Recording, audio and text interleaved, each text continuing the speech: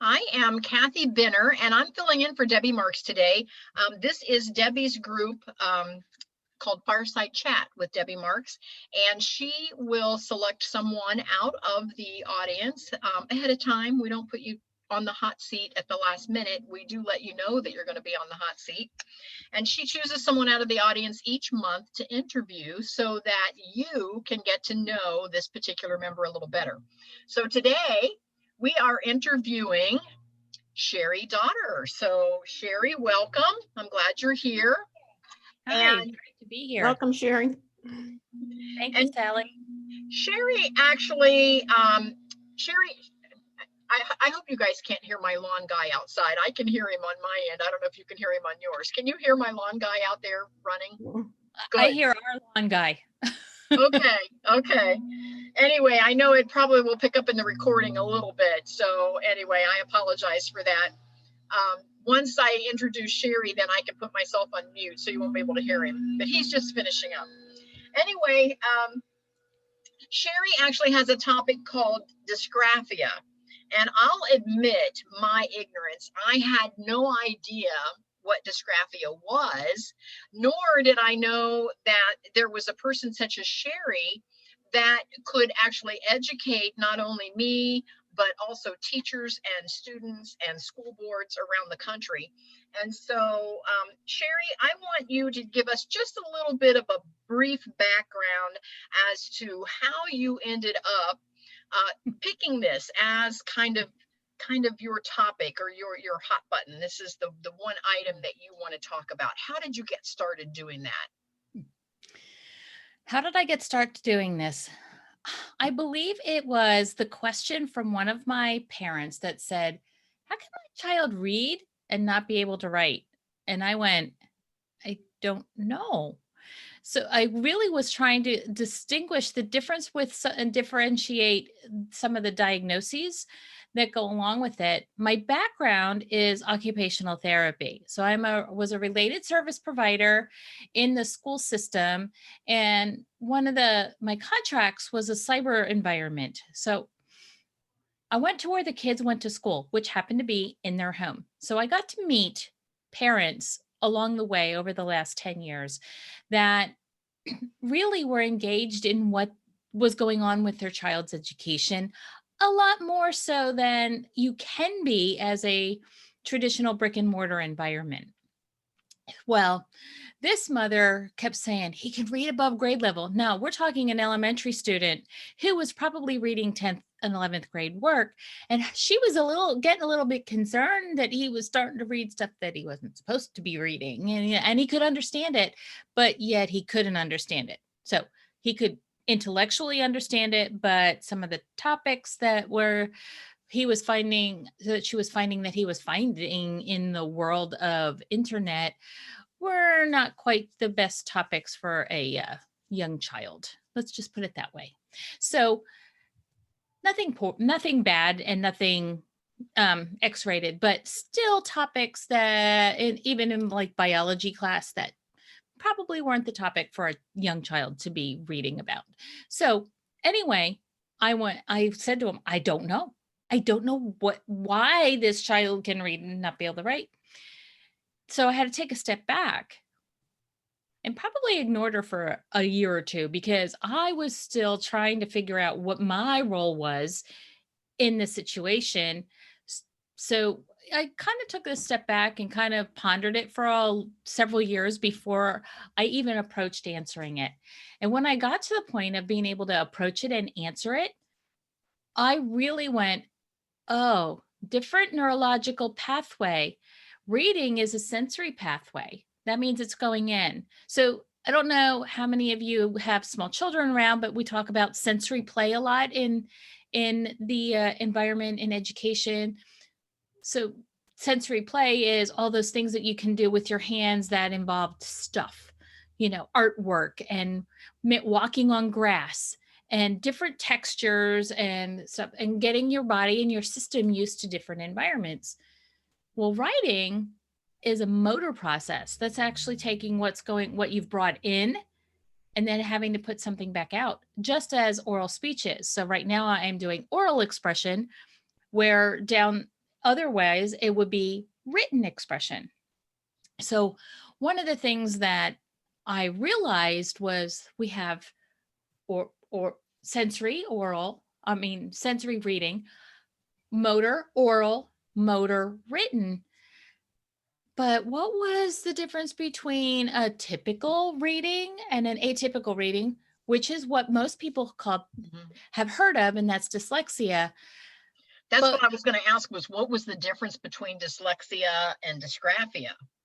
and what we didn't realize is that when we have a difficulty with writing, it's a totally different neurological process, hence a totally different neurological name and title.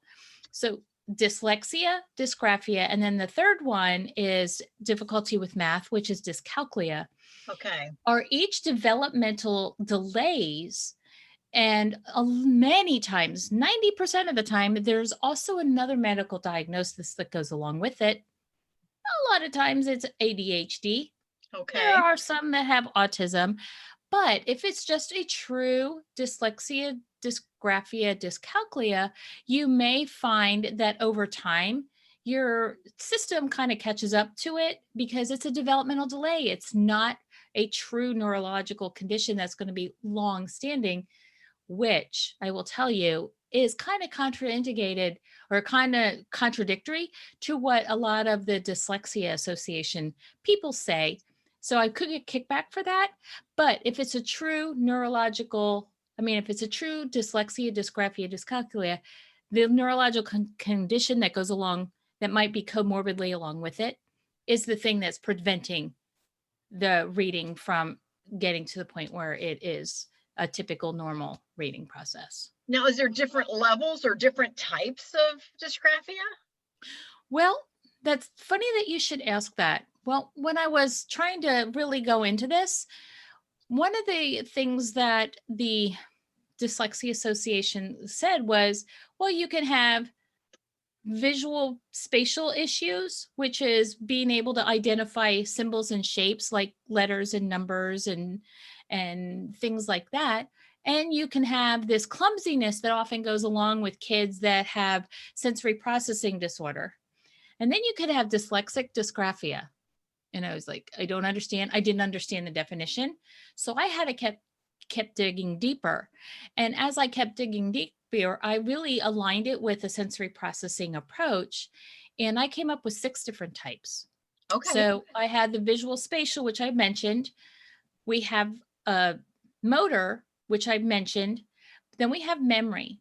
And this is the one that I really think is the bulk of a lot of kids that have a straight dysgraphia is their memory and being able to remember what they have to write is not there. And then there's 3 different levels that are language based and cognitive based, where making words, writing sentences, and writing paragraphs. So word formation, sentence formation, and paragraph formation really are language based and cognitive based, where the first 3 that I mentioned, the visual spatial, the motor, and the memory, really are the big biomechanical neurological development pieces of dysgraphia. So each one of them has their own unique tweaks that you need to overcome to be a successful writer. Now, how does a parent sort through all of this if they happen to have a child that they think is showing some symptoms? So I guess first of all, what are the symptoms that a parent should look for? And then how do they sort through where their child falls in on that Mhm. spectrum? Well, if you look at the visual spatial, they have trouble recognizing letters, they have trouble recognizing numbers. If we're looking at the motor, we're having trouble maybe with control of the pencil, control of the body. If we're looking at memory, like getting the words out orally versus getting the words out on paper, they're 2 different neurological processes. Some of the other things that might happen with that level is a lot of hand pain. So kids' fine motor skills aren't well developed and they end up getting a lot of pain. They fatigue easy. They might have not a lot of control in their trunk. So they're kind of slouching all the time. And one of the things that happens when they're in school, the desk might not be the right height the chair might not be the right height. It might be uncomfortable. So we have all those other things that might impact it, but maybe aren't directly related to it. Remembering spelling rules. And can you tell me when the last time we taught spelling rules was? I know. Trying to think that one through, and I can't even give you an answer on that one. Yeah, And I then get it. parts of speech and really going into that in detail, and then and paragraphs and stuff. But each one of them has its own little nuance that you need to build on. On my website, which is cheri.com, I have a complete list of 18 different symptoms that you might look at. Now, if you have a child that just you can't get them motivated to write, gosh, how do you actually figure out whether they have a problem or whether they just don't like to write? It just isn't their thing. And or like I've got a grandson who I do think has some ADHD, and he'd just rather be out on the playground. So Mhm. yeah, how do you sort that out? So think motivation. So one of Okay. the things that we need to do is we need to have them motivated to want to write. What is going to motivate him to get off the playground and get over here to do their homework or what have you? So what happens with kids, every single one of our kids has the expectation of meeting the adult expectations of them. If that had too many words of expectation in there, there's a reason. Because I really feel like we have to be expectation busters. And we need to be able to understand that the kiddos are just trying to do whatever it is that we're expecting them to do. But we need to almost like go in the back door and figure out what it is that's convincing them that they need to be motivated and are expected to do this. But when they're having so much trouble and they know they can't, they lose the motivation. So neurologically, what's happening is you have the different parts of your brain. You've heard of a brain stem. Mm-hmm. You've heard of your cortices, your cortex. But Mm-hmm. underneath there's another system in your brain. It's called the limbic system. And that limbic system is in there to control all of our emotions. And when that limbic system has a negative emotion that's going along with it, what's going to happen? You're going to get a negative response. We need to get them out of the negative loop and into the positive loop. It's And all how do we do that? all individualized with the kid, unfortunately. It is not something that's absolutely positively a concrete thing. That's why we have positive behavioral support systems included in IEPs with each one of these students that has a diagnosable difficulty. Wow, that's a lot of information, Cheri. As a I'm parent, sorry, I probably got too no, technical too. no, it's great because as a parent and a grandparent, you want to set your kids up to be successes, and it's so hard, and especially with this pandemic and all the school closures, and Mhm. parents that are doing the teaching that never ever woke up any given morning and thought they wanted to be a teacher, and now Yeah. they're trying to get their kids through a lot of this schoolwork, and now you've got parents that aren't motivated because they're like, oh, I have my own work to do, I just want to get through this schoolwork. And so go play, go get on your Game Boy, go get Mhm. on your video games, just Mhm. let me get my work done, because again, of course, they have to still pay the bills. What do those parents do if they've got, how can they determine when now they're not even trained to watch for this stuff? Yeah. But the parents that have had to actually sit alongside their child to get their schoolwork done have noticed this year a lot of what schools have been saying right along about their child. Some parents just weren't making the connection of what it looked like in school. We Hmm. know what our kids look like at home. Hmm. And honestly, a parent knows their child best. But there were some nuances and things that were happening in brick and mortars that parents made the realization this year. This pandemic has changed the delivery of education forever at this point. And some parents have done that route where they've given up as well, just go play. There are others who are now totally embracing that I need to get my child help. Mm-hmm. And one of the things you can do, if you go to the resource page on my website, there are the neuropsych association, whatever it is called again. I have the link there that you can contact a neuropsychologist, and that's who ultimately makes the diagnosis. It is not somebody Okay. like me. I am an intervention specialist, so I'm looking at, excuse me, ways to help intervene within the schools. I look at what I can do from a whole classroom setting. So I'm looking at what is an activity that I can do with every kid in my class Okay. and help all children do better, or take that particular activity that I'm working on, do it on a one-on-one or a small group setting over to the side as well. So I'm looking at whole group and small group one-on-one strategies that every kid that is in a learning support or above.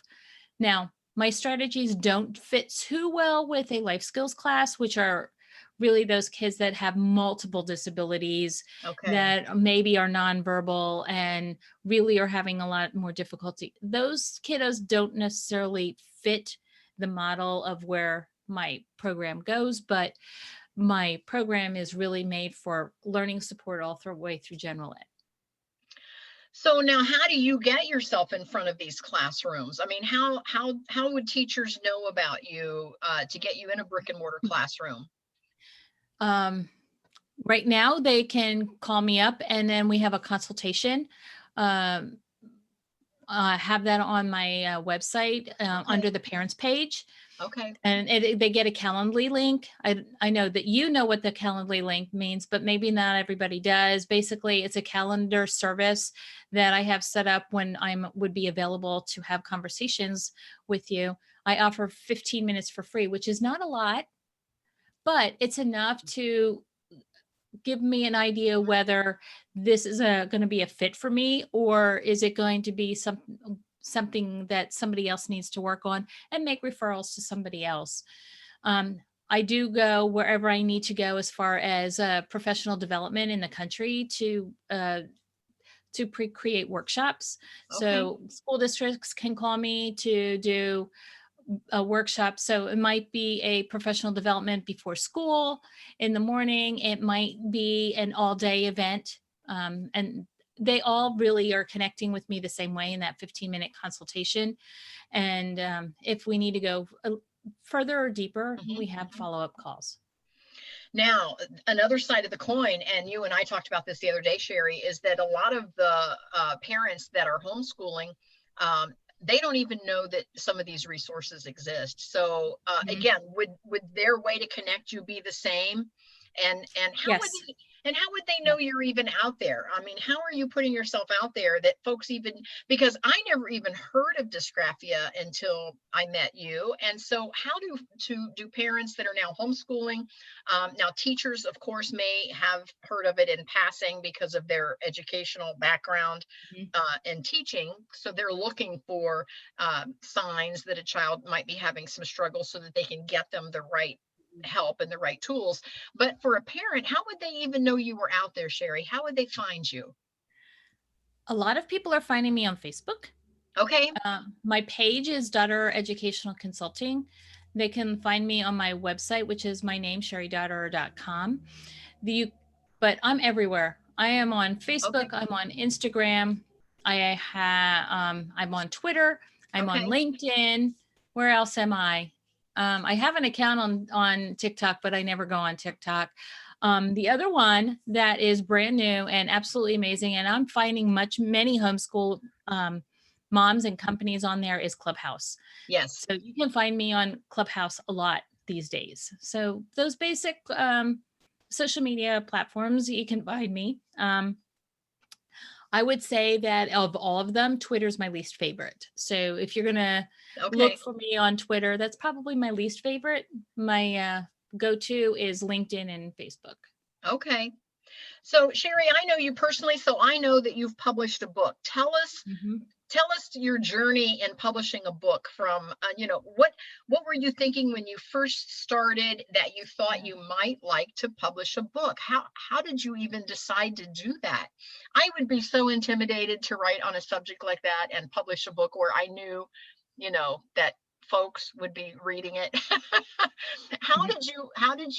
Where did you get to where you are today, and how did you overcome some of those things? Well, I knew parents needed support. I knew teachers needed support. And when I would talk to other occupational therapists, I knew that they needed support as well. So those were the big three target markets that I have. And okay, I just use a little bit of lingo from the business perspective of life, but um, those are the three groups of people that my brain was thinking that needed some support. And I saw this gap in understanding. People just do not understand what dysgraphia is. So I went, okay, there's got to be a way for me to get out there and share with people what this phenomenon is all about. As I did my research, I just kept pulling things together. And next thing I know, I had enough material to write a book. And it was a challenge for myself because I have dysgraphia myself. I have editors. Believe me, I have editors. Um, So for someone with dysgraphia to have published a book, yeah. I love So it that. was a determination for myself. And I also had a very supportive, but very much a truth teller style husband going, I don't believe you're going to do it Okay. along the way. And I was like, the more you say no, the more I'm determined to say yes.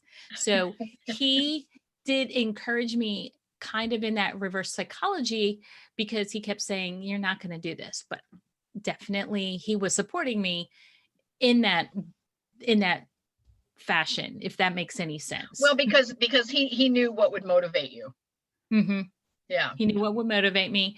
And it took me about, hmm, oh, I would say from the time I really seriously sat down with the book, it was about 17 months Okay.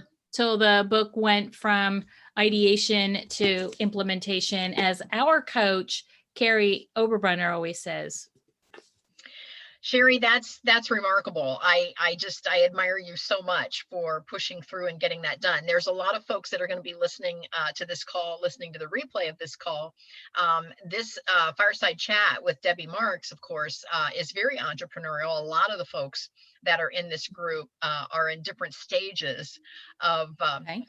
of growing their own business and Hmm. that sort of thing. And so I'm sure there's a certain number of them that have thought in the back of their minds about writing a book. And Hmm. so that's very encouraging. And so then once you wrote the book, then you started turning that book into a business plan. Am I correct? That is correct. Yes. Okay. Um, so this weekend is my big relaunch. I would say that back at Black Friday was the last time I published or launched my course. It used to be an 8-week course. I tried to accelerate it and make it really confined in time. It's the same as taking a 3-credit course in college. It really is a very intense course, and my plan is to get it attached to a university so that you can get university credits from it. That being said, I learned more, and I wanted to redefine everything. And so this weekend, tomorrow, as a matter of fact, I'm doing a free webinar. So Okay. if you're watching this on the 14th, you Mhm. can sign up. If you go to my Facebook page, Okay. which is Dotterer Educational Consulting, the event is there. And then from there, it'll send you to a link and you can sign up. And then we're going to be doing a Zoom call tomorrow at 10 a.m. Eastern time. Okay. And I'm going to be doing a what is dysgraphia and getting some background about it. A lot different than what we just talked about today. Yet some things are similar, but a lot different than what we talked about today. And then Sunday, my main course, my 14-week now course is going live for the first time. So, and since it's been Okay. redone. And Monday night, I have a master class. And in that class, we are talking about a related topic. So I have a monthly master class that I do, and that is a related topic to dysgraphia. It is not talking about dysgraphia. And in that one, this coming time, it's on focus. So Okay. focus is a part of flow, and it's from Nihai Csikszentmihalyi, where he talks about, he's the father of positive psychology, and it's how to create that positive change in that child's negativity so that they can get that motivation back to be able to write. And we've all seen these kids that have ADHD where they're so focused on whatever topic it is that they are focused and they prefer, and anything that is not preferred goes way off to the wayside. That focus is actually a neuro a process as well. So we are actually going to be talking about that neurological process of focus this month. And next month, we're going to be talking about how that focus turns into a flow state and how you can actually put yourself into a flow state in an amount of time like that. Interesting. Interesting. So the mastermind starts on Monday night and it's once a month? Once a month, yes. The schedule is on my website because it's not always the same Monday. I just couldn't do that this year. I'm hoping that I can get it set up for next year on the same Monday of every month. Okay. Once a month. And I'm trying to do topics where like 2 months in a row is a very similar topic, like we'll step part 1 and part 2. Several months ago, I did one on dyscalculia with Jonalise Upanzik, and she is a math teacher in the Columbus area where you are. And she wrote a book called Making Mathinaires. She and I are taking Making Mathinaires, and we're going to be writing a supplement to that book, which is really focusing on the dyscalculia piece and how that interrelates to dysgraphia. Okay. Okay. So those are some of those things looking forward. Yeah, you've got lots in the works here. Gosh, I just, we're going to see your name everywhere down the road. I can just feel it. Angie, I don't know you. What have you learned out of this conversation? I'm just curious. Yeah, absolutely. So I wasn't like Kathy, I wasn't even aware that something like this even existed. And very happy to know that there's resources for children and for parents that have this. No, thank you. So one of the other things that I want to stress before we end the call today is there are also problems with kiddos with dysgraphia as they're transitioning even from high school to college, college to corporate.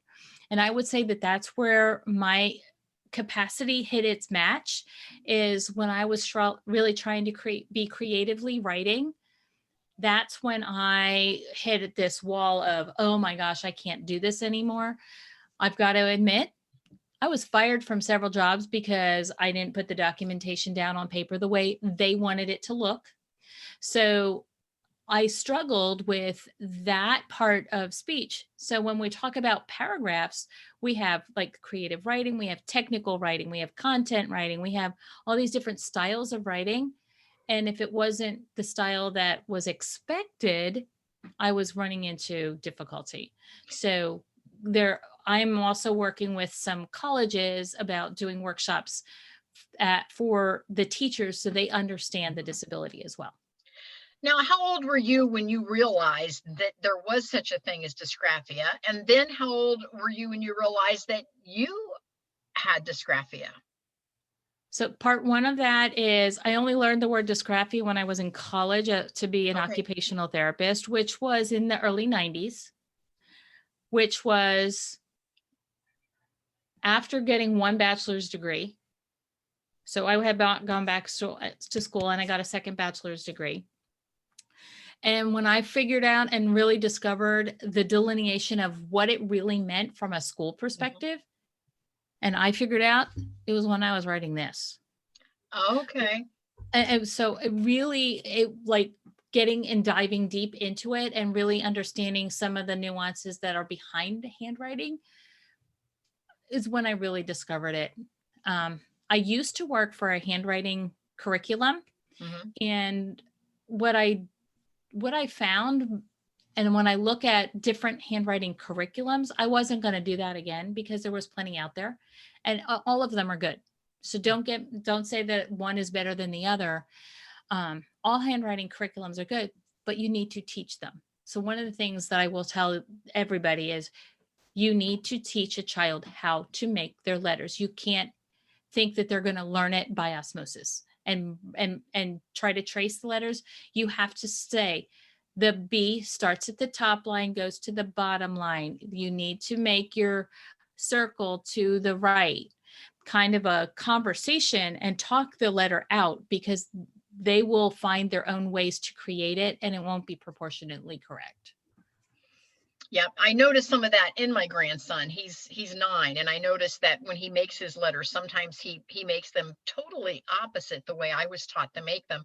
And of course, since I'm not a teacher, I'm not trained as a teacher, I'm like, okay, well, he's allowed to be original, but I can see where that's going to hinder him as he gets Yeah. older Yeah, in his handwriting.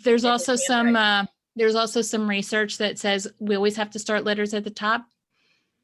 And the research is saying, no, you don't. But by starting letters at the bottom or making it one stroke, like the D, if you make the B, like bring Mhm. it down and you stop at the bottom and then you come back up to the top. Mhm. Or with a D, you start it and then you're like at the bottom and you hesitate and then you go make the D the right way. Mhm. A lot of times the proportioning of the letter is off. Yeah, and then of course that affects the readability of the handwriting. That's correct. How many folks are out there that have no idea that they even have dysgraphia? And Oh, that's a very good question. when they very well may have it. Yeah, that's a very good question. What I can tell you is the research is showing that about 33% of elementary students today have a delay in understanding how to write. They do not know a relationship to what it looks like as you progress through adulthood. When they look at dyslexia, it's 1 in 5 people. So we're Okay. looking at 1 in 3 at this Okay. point. 1 in 3 people Wow. probably have an issue with some kind of written expression. So at some level. Mm-hmm. Yeah, because it could be all different levels. And of course it could be Right. all those different ways that we talked about earlier that it's Mm-hmm. expressing itself in their Mm-hmm. handwriting. Cheri, this is amazing stuff, I'll tell you. And then back to you writing your book and then turning this into a business for those that are on the call that are wanting to grow your business. How long has it taken you from the time that you've published to where you're actually ready to kind of launch all of this out there in the world? When I went back and I got my master's degree, which is partially a business degree, Mm-hmm. I graduated there in 2009 and started a private practice with one student in August of 2009. And I just am finishing up in the last like 2 or 3 weeks with my group of students this year. And I am launching a brand new the consulting program as of February. So Okay. I have transitioned from a direct service provider to this role, and this is only one step of the process. There is more to my vision that's long term. My long term vision is to change the lives of 1 million kids by equipping the teachers and the therapists that are working with them so that they don't have a negative social emotional impact to their writing. So you started off basically saving one child at a time. And by pivoting your business sense now to the teachers and to the caregivers of these children and to the universities that teach the teachers, you now can impact millions of children instead of one at a time. Yes. So how long ago have you had that vision? Or did it just kind of evolve as it evolved over time, and I think it really solidified with the pandemic. Okay. I think the pandemic really helped me take time to sit back and reflect, took what I've learned and took where I wanted to go and scale to really help me make that transition and really get a good solid foundation of where I want to go next. Mm-hmm. I can see that. I can see that. And kudos to you because you're making it happen, Cheri. I see that you're Thank you. definitely making it happen. And so can I tell you that the long term, okay. 10 years from now, Okay. is I would like to have a research center that is teaching and tutoring on dysgraphia, doing as a research hub where I am linking researchers and students and teachers and therapists and like all getting grants for dysgraphia research, and have a center off the side of that that's actually doing on-site education as Okay. well. So you're talking an actual brick and mortar location. Yes, an actual brick and mortar location in addition to the online world. Wow. Wow. Now, am I correct that you were nominated for an award for your book? Yes, mine is a top 10 finalist for the Author Academy Awards, because mine was in 2019 before they had to change the name to Author Elite Awards. Okay. So you were in the top 10. Yes. Wow. Good for you. I was beat out by a parent who wrote a book about kids struggling in school. So I felt very honored that the two books that were about education were in the top 10. And I actually, she won over me, and she and I are now great friends. That's amazing. That's amazing. Wow.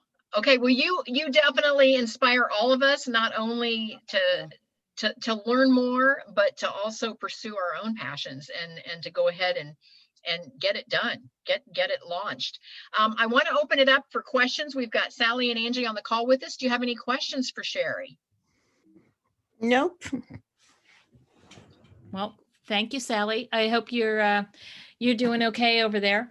I know Sally and I have talked in the past, and Sally has talked a little bit to me over time about autistic children, and a lot of kids that have those behavioral issues oftentimes do have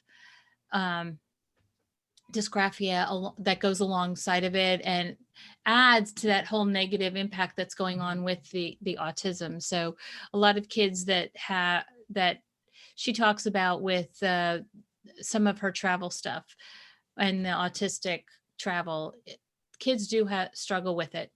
So do you have any questions, Angie?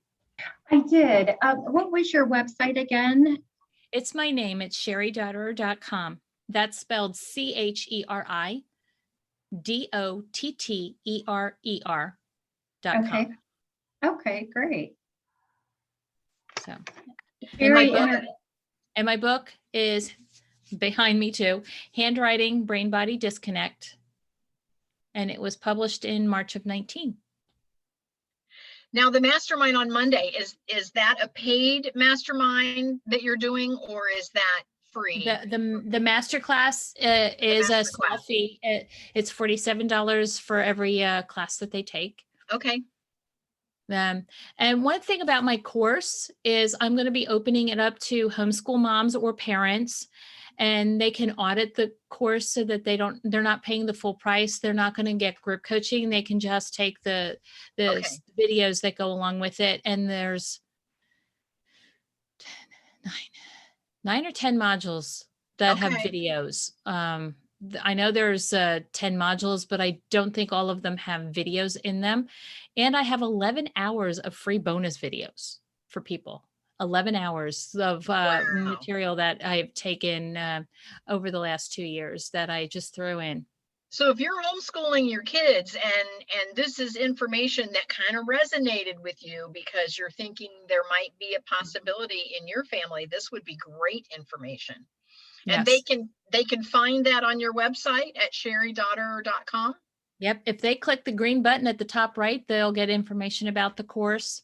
And then when they get the information about the course, if they click on the buy it now button, basically, there will be an option there that they can do the non-accredited course. Very good. Very good. That is such great information. So anyway, everybody connect. I am going to actually put Cheri's information in the chat box if it'll let me open it up here. Well, thank you.